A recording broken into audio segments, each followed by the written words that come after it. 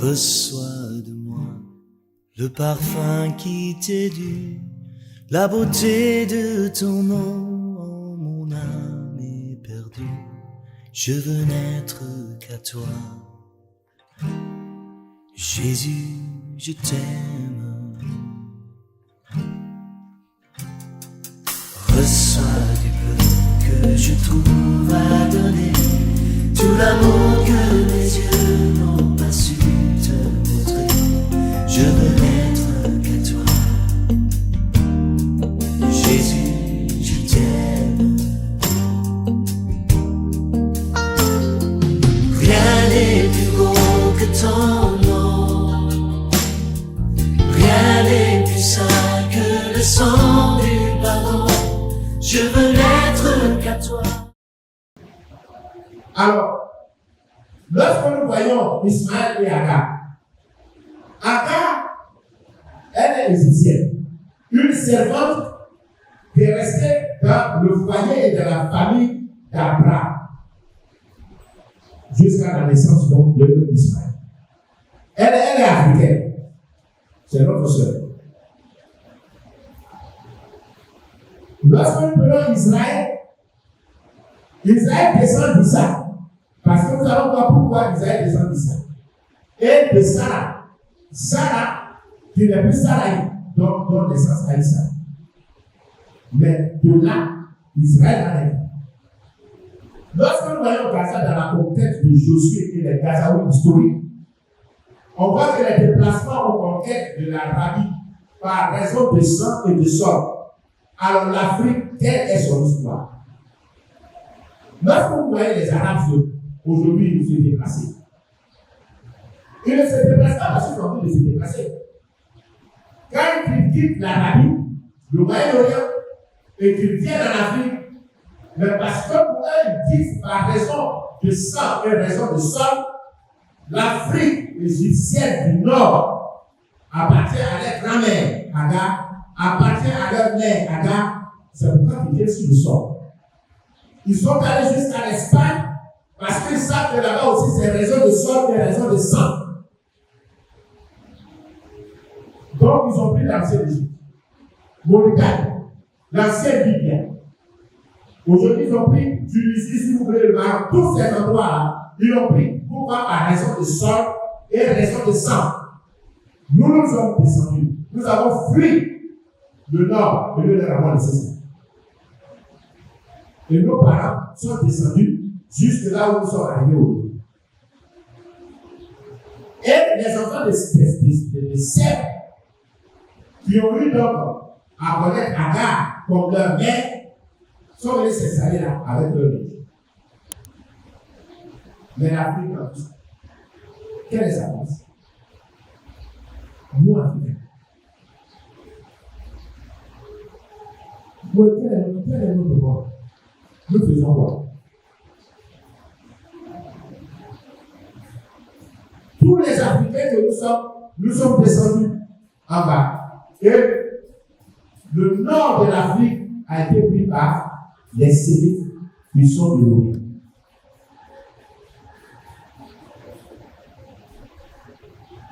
La terre de Canaan pour Israël. On voit alors que Dieu est en Afrique. Je vais aller rapidement parce que le texte est long. On a des Juifs, donc Juifs, qui pratiquent la religion juive en Éthiopie. Nous avons les chrétiens en Éthiopie. Nous avons notre Seigneur Jésus qui est venu ici en Égypte. L'Afrique a son ignorance très profonde.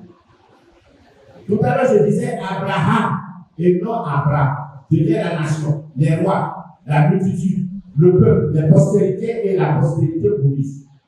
Cette postérité, ce n'est pas les postérités, parce qu'il y a les postérités qui sont les descendants, c'est-à-dire de père et de père, de génération en génération, et il y a la postérité promise. Dans les postérités que le Christ, qui doit venir d'Isaac. Ensuite, nous avons Israël et non Jacob. Israël devient la nation, le peuple, les rois, les postérités. Et la postérité promise à Abraham que le Christ.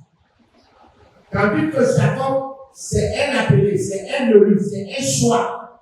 Mais ce n'est pas Israël. C'est pas son nom Jacob a été transformé pour que cela devienne Israël et non Jacob. On ne les appelle pas les Jacobites, on les appelle les Israéliens ou Israélites. Ceux qui sont juifs par religion et qui sont Israéliens par descendance de Jacob, Israël. Donc, quand vous parlez de Jacob, dans la Bible, regardez bien, ne faisons pas souvent des confusions. Quand vous parlez de Jacob, vous parlez d'un homme qui s'est battu avec quelqu'un qui n'a jamais connu. Il ne s'est même pas dit ça. Il a cassé les habitudes où je fais quoi. Et maintenant, il est tranquille. Il dit comment ne sera plus Jacob, mais tu seras appelé par Israël. Israël, il rentre dans la vision de Dieu selon qu'il a dit, parlait à Abraham et non à Abraham. Abraham, Israël. Abraham, Jacob. Voici deux éléments à dissocier.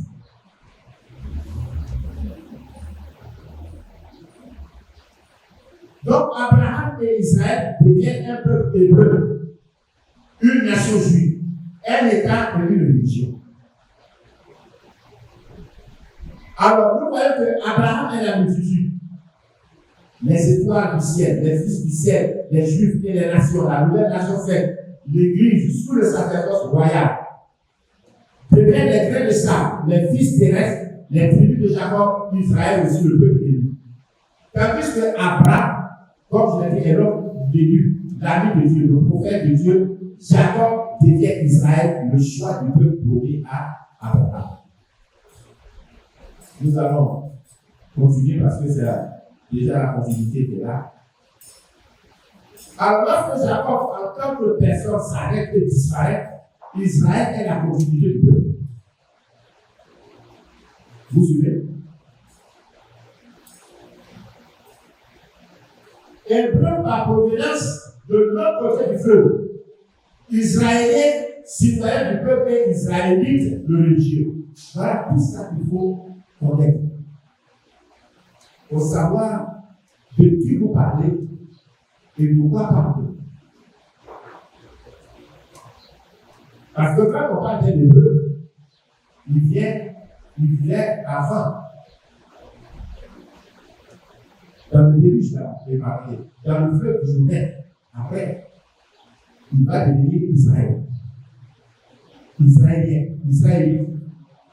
Mais l'hébreu, il a dû quitter de l'autre côté du fleuve pour traverser avec Josué pour s'établir sur la terre de Canaan pour devenir un peuple, une multitude, une nation et des rois devant son nom.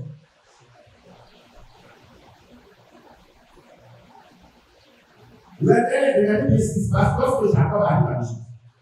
Sous la gouvernance de Joseph. C'est le choix. On va de l'île de Dieu, tandis que Israël, composé de 70 personnes, l'accompagne, apparaissent en Égypte. C'est un peuple élu de religion sous Élie, leur Adonai. Dans l'empire égyptien qui ne le sait pas, l'Égypte ne sait pas qu'il abrite un Dieu et un peuple élu en son sein. Avec un plan, une vision et un but. Vous comprenez? Lorsque Jacob quitte de l'autre côté du fleuve, ou quand il part et qu'il rentre en Égypte, et qu'il est suivi de 70 personnes, là, ce n'est pas Jacob, c'est Israël. Est-ce que vous suivez? C'est un peuple. C'est déjà une communauté, une nation qui se prépare. 70 personnes qui vont grossir, qui vont se multiplier à l'infini comme Dieu dit en Égypte. À qui Dieu m'a demandé, c'est à Moïse d'aller les chercher pour les faire sortir d'Égypte. Et qu'ils soient maintenant sur la terre pour vivre, non pas en tant que Jacob, mais en tant que Israël.